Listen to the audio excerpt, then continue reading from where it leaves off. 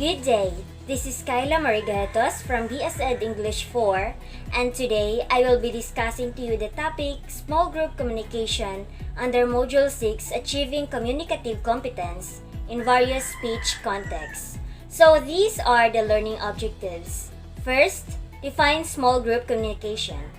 Second, discuss the characteristics of small groups. Third, discuss advantages and disadvantages of small groups. When you think of small groups, you probably think of the much dreaded group assignment that you've enjoyed in high school and college. You are less likely to think of the numerous other groups to which you belong that bring more positive experiences, such as your family and friendship groups or shared interest groups. Group communication scholars are so aware of this common negative sentiment toward group communication that they coined the term group hate to describe it.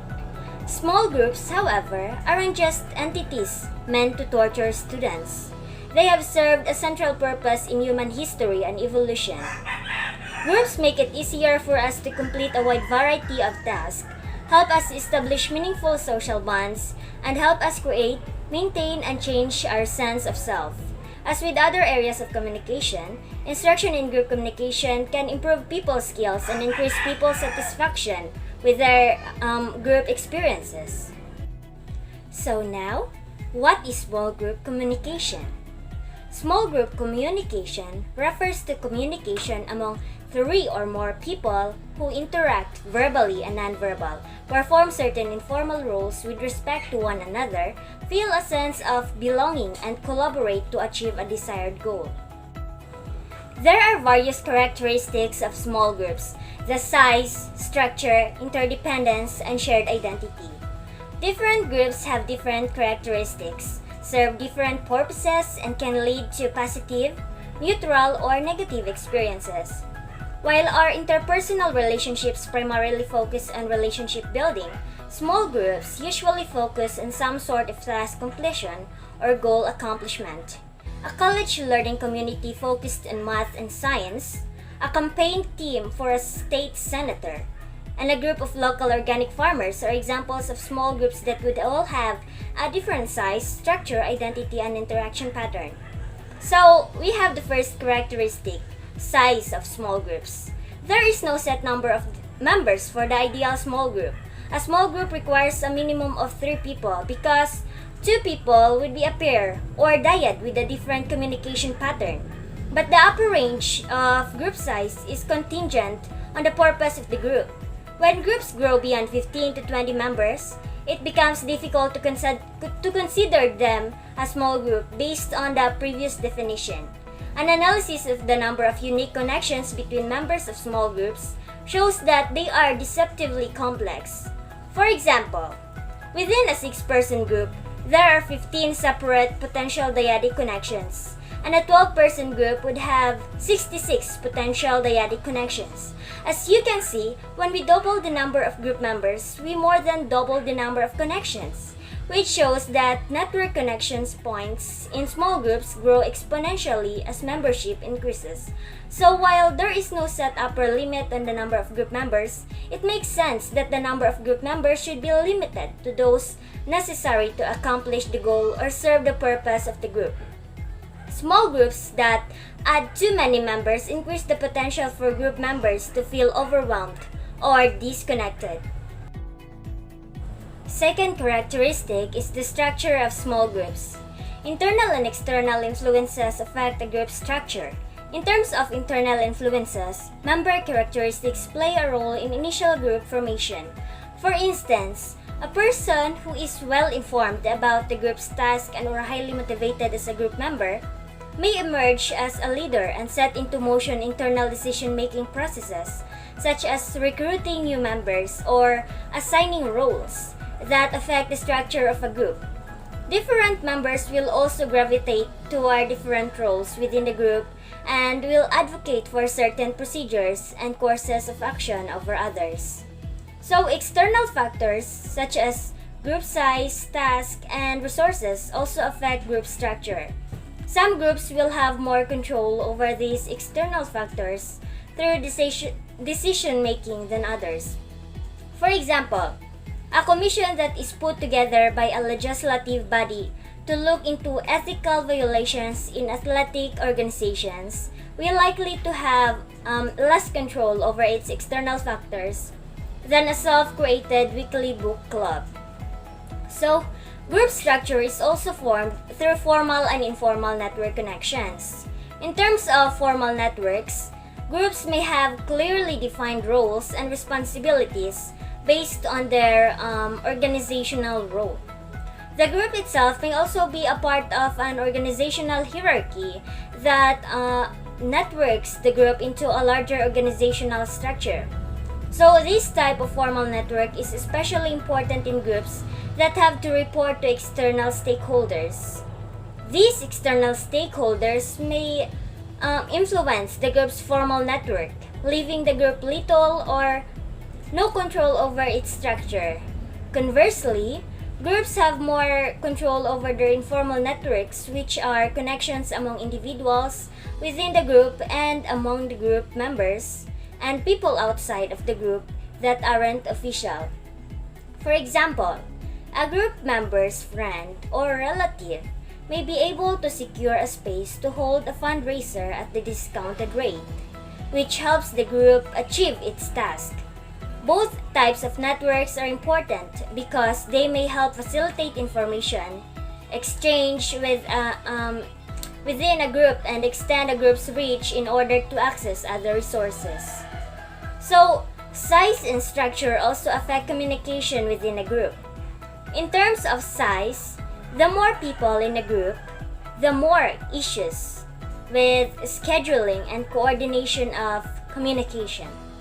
Remember that time is an important resource in most group interactions and a resource that is usually strained. Structure can increase or decrease the flow of communication. So, reachability refers to the way in which one member is or isn't connected to other group members. For example, the circle group structure in this figure.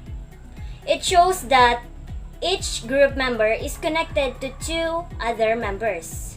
So this can make coordination easy when only one or two people need to be brought in for a decision. So in this case, Eric and Kali are very reachable by Winston, who could easily coordinate with them.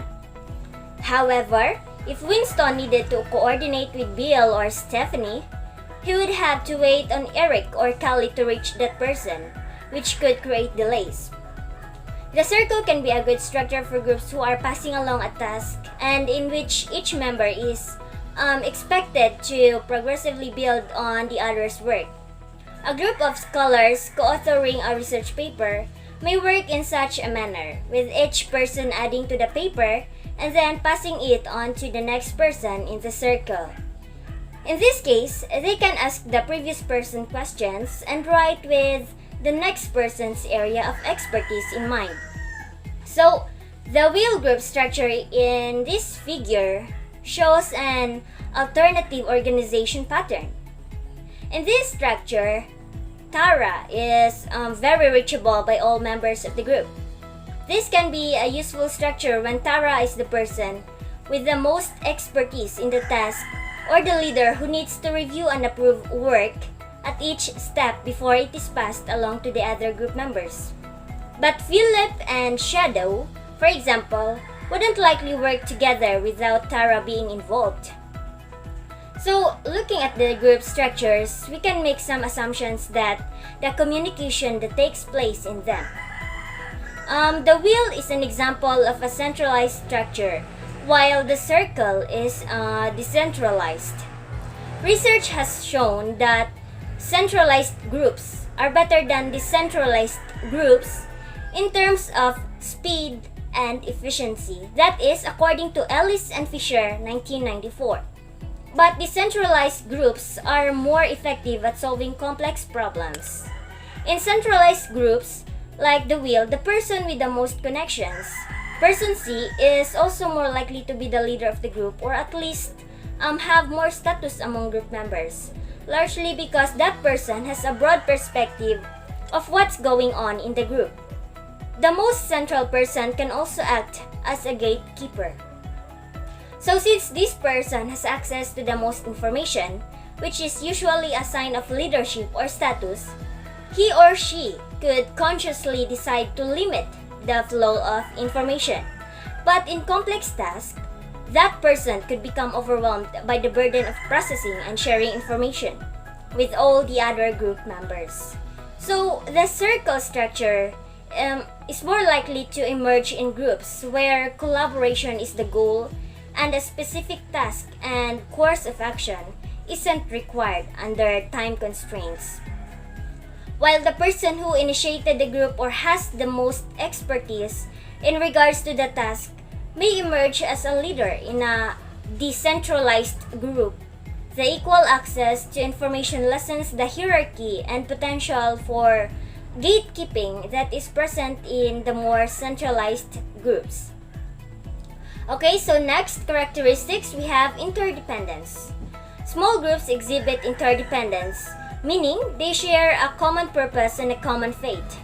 And the actions of one or two group members lead to a group deviating from or not achieving their purpose, then all members of the group are affected. Conversely, if the actions of only a few of the group members lead to success, then all members of the group benefit. So this is a major contributor to many college students' dislike of group assignments because they feel a loss of control and independence that they have when they complete an assignment alone. This concern is valid in that their grades might suffer because of the negative actions of someone else, or their hard work may go to benefit the group member who just skated by. So, group meeting attendance is a clear example of the interdependent nature of group interaction. Many of us have arrived at a group meeting only to find half of the members present. So, in some cases, the group members who show up have to leave and reschedule because they can't accomplish their task without the other members present. So, group members who attend meetings but withdraw or don't participate, can also derail group progress. Although it can be frustrating to have your job, grade, or reputation partially dependent on the action of others, the interdependent nature of groups can also lead to higher quality performance and output, especially when group members are accountable for their actions. Then the fourth characteristic is shared identity. So the shared identity of a group manifests in several ways. Groups may have official charters or mission and vision statements that lay out the identity of a group. For example, the Girl Scout mission states that Girl Scouting builds girls of courage, confidence, and character who make the world a better place. So the mission for this large organization influences the identities of the thousands of small groups called troops. Group identity is often formed around a shared goal and or previous accomplishments, which adds dynamism to the group as it looks toward the future and back on the past to inform its present. Shared identity can also be exhibited through group names, slogans, songs, handshakes, clothing, or other symbols. At a family reunion, for example, matching t-shirts especially made for the occasion, dishes made from recipes passed down from generation to generation, and shared stories of family members that have passed away help establish a shared identity and social reality. So, a key element of the formation of shared identity within a group is the establishment of the in-group as opposed to the out-group. The degree to which members share in the in-group identity varies from person to person and group to group. Even within a family, some members may not attend a reunion or get as excited about the matching t-shirts as others. Shared identity also emerges as groups become cohesive, meaning they identify with and like the group's task and other group members. So the presence of cohesion and a shared identity leads to a building of trust, which can also positively influence productivity and member satisfaction. Okay, let us now move on to the advantages and disadvantages of small groups. As with anything, small groups have their advantages and disadvantages. Advantages of small groups include shared decision making, shared resources, synergy, and exposure to diversity. It is within small groups that most of the decisions that guide our country, introduce local laws, and influence our family interactions are made. In a democratic society, participation in decision making is a key part of citizenship. Groups also help in making decisions involving judgment calls that have ethical implications or the potential to negatively affect people. Individuals making such high-stakes decisions in a vacuum could have negative consequences given the lack of feedback, input, questioning, and proposals for alternatives that would come from group interaction. Group members also help expand our social networks, which provide access to more resources. A local community theater group may be able to put on a production with a limited budget by drawing on these connections to get set building supplies, props, costumes, actors, and publicity in ways that an individual could not. The increased knowledge, diverse perspectives, and access to resources that groups possess relates to another advantage of small groups, or synergy. So, synergy refers to the potential for gains in performance or heightened quality of interactions when complementary members or member characteristics are added to existing ones. Because of synergy, the final group product can be better than what any individual could have produced alone. Since group members work together toward a common goal, shared identification with a task or group can give people with diverse backgrounds a sense of commonality that they might not have otherwise. Even when group members share cultural identities, the diversity of experience and opinion within a group can lead to broadened perspectives as alternative ideas are presented and opinions are challenged and defended.